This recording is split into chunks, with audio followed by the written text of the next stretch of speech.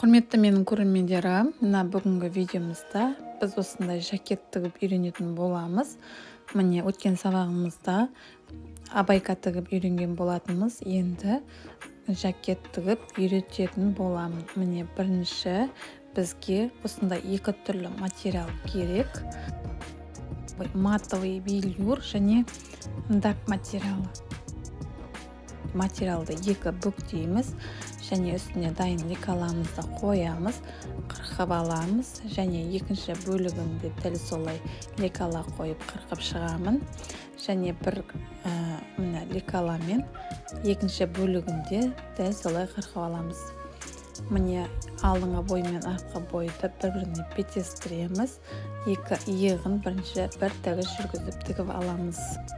Бұл жакеттің размері 9-10 жасар ұл балдарға және біз қыздарға да жакет тігетін боламыз. Менің каналыма тіркеліп, келесі сабақтарды жіберіп алмау үшін қоңыраушаны басып кетулеріңізді сұраймын. Міне екі иығының тігісін тігіп алдым. Астарымызды да дәл солай. Міне қазір пішіп дайындап алдым. Бұны да екі иығын қосып бірге тігіп аламыз.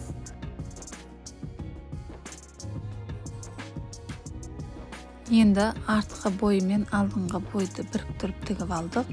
Енді астарлығын қосып, оны да бір тігіс жүргізіп шығамын.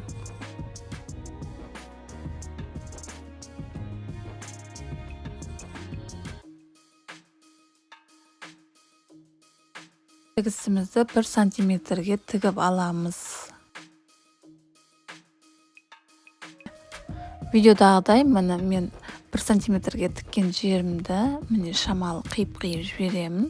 Өйткені бұл жерлерді оңғаратқан кезде әдемі болып, тегіс болып шығу керек.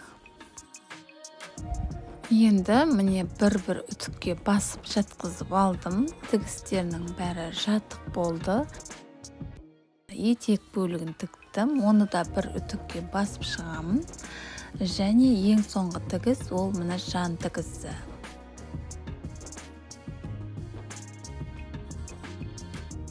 Енді жакетіміз дайын, тек түйме салу ғана қалды.